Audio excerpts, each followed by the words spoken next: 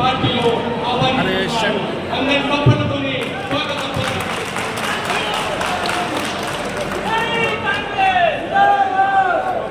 ఇప్పుడు సురేష్ యువనాయకులు వారికి సురేష్ శంకర్ గారు క్యారీగా సపోర్ట్తో స్వాగతం అవుతున్నారు. దాంతో పాటు శ్రీకాకుళం మండల బిఎంపీ పార్టీ అధ్యక్షుడు వినోద్ నాయక్ బిఎంపీ పార్టీ నుంచి కాంగ్రెస్ పార్టీలో జాయిన్ అవుతున్నారు. నారాయణగఢ్ మండల ప్రెసిడెంట్ శ్రీను నాయక్ ఆయన కూడా చూడు సుభాష్ ఆయన కూడా బిఎంపీ పార్టీ నుంచి కాంగ్రెస్ పార్టీలో జాయిన్ అవుతున్నారు.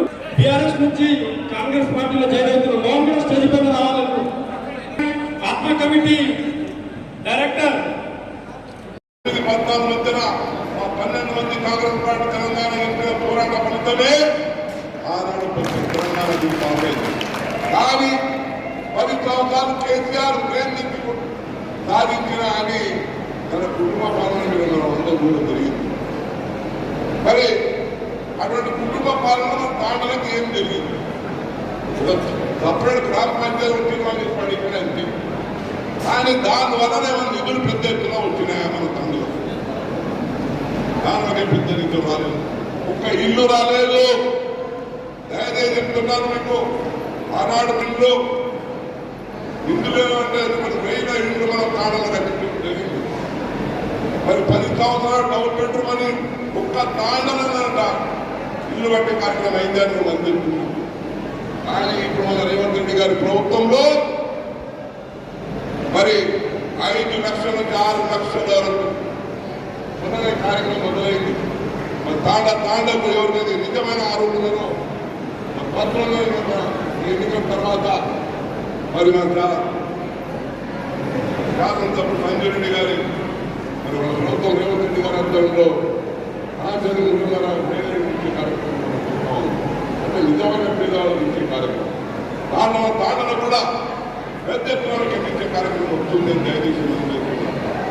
దాంతో పాటు మహిళలకు ఉచితంగా బస్సు ప్రయాణం ఇప్పటికే 35 కోట్ల మహిళలు ప్రయాణం చేయడం జరిగింది.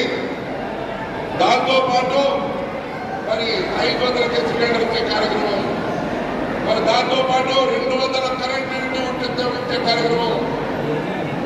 మరి ఈ విధంగా అన్ని గ్యారెంటీ పత్రాలు అందుబాటులో వస్తూ ఉన్నాయి. ఎక్కువ చెప్పకుండా చాలా సమయమైంది. కానీ మనకు కోర్టులో మరి మన మొన్నటి వరకు 2 సార్లు గెలిచిన టీడీపీ పార్టీలు ఉన్నారు.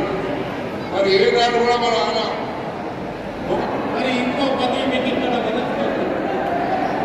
9 మంది ఎమ్మెల్సీలు పుట్టారేందుకు అన్న మీ ఇద్దరు బాధ్యత. ఆ రోజు నేను నారాయణగఢ్లో కమిటీలో చెప్పిన మీరు ఒకరు రాముడు కానీ ఒకరు హనుమంతుడు కానీ, నేను హనుమంతుడు అయినాక ఒకరు అతన్ని పంపిస్తున్నా, ఒకరు పార్లమెంట్ వచ్చే మార్చి నెలలో ఒకరికి ఎమ్మెల్సీ పంపించవలసిందిగా విజ్ఞప్తి చేస్తూ మనం ఎందుకు తాండలంలో తిరగాలి, ఎందుకు తిరిగినటువంటి బాధ్యత ఇచ్చినా ఆ రోజు 1,00,000 మంది మీటింగ్లో నేను చెప్పినా 100% సురేష్ శంకర్ నాకు చేతిలో పెట్టండి. ఇవాళ నేను వచ్చేటప్పుడు ఆ రోడ్డు మీద చూస్తే సురేష్ శంకర్ సమాధానం చేసుకుంటున్నప్పుడు 1 గంట ఎంత వేదికటువంటి నాయకులు, కాంగ్రెస్ పార్టీ నాయకులకు, ఇక్కడికి వచ్చినటువంటి కాంగ్రెస్ పార్టీ అభిమానులకు, సోదరులకు అందరికీ కూడా నాకు నమస్కారం. ముఖ్యంగా ఇప్పుడు ఈరోజు మీరు చూస్తూ ఉన్నారు, నన్ను అత్యంత కష్టపడి మొన్నటి అసెంబ్లీ ఎలక్షన్లో కష్టపడి నాకు మెజారిటీ ఇచ్చి గెలిపించినందుకు మీకు అందరికీ మరొకసారి ధన్యవాదాలు తెలుపుతున్నాను.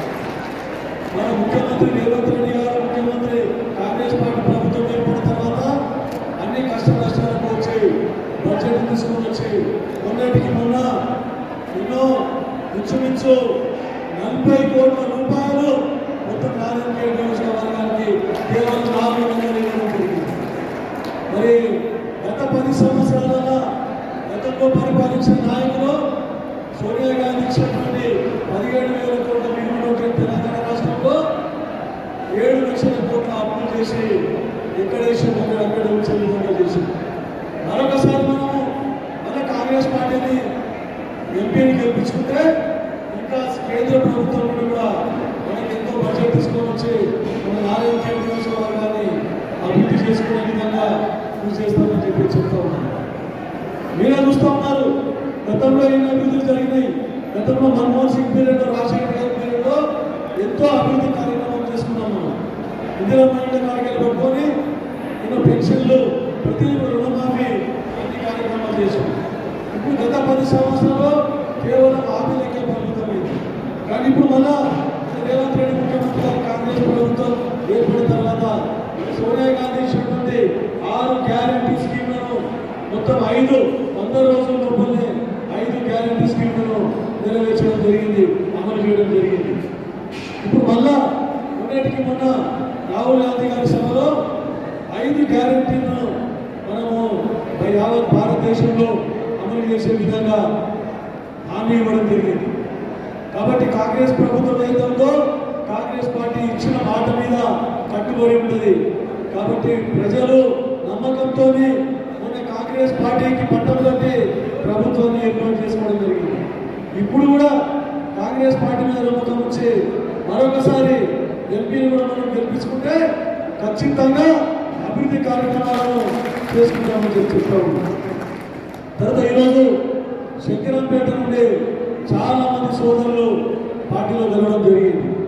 ఈరోజు కూడా కమిటీ శ్రీకాకుళం నుండి కూడా చాలా మంది సోదరులు వేరే వేరే పార్టీల నుండి ఈరోజు కాంగ్రెస్ పార్టీలో చేయడం జరిగింది. కాకపోతే 10 సంవత్సరాల నుండి ఏదైతే కష్టాలకు నష్టాలకు వచ్చి టీఆర్ఎస్ ప్రభుత్వంలో ఎన్ని అరాచకాలకు అన్నిటికీ తట్టుకొని మీరందరూ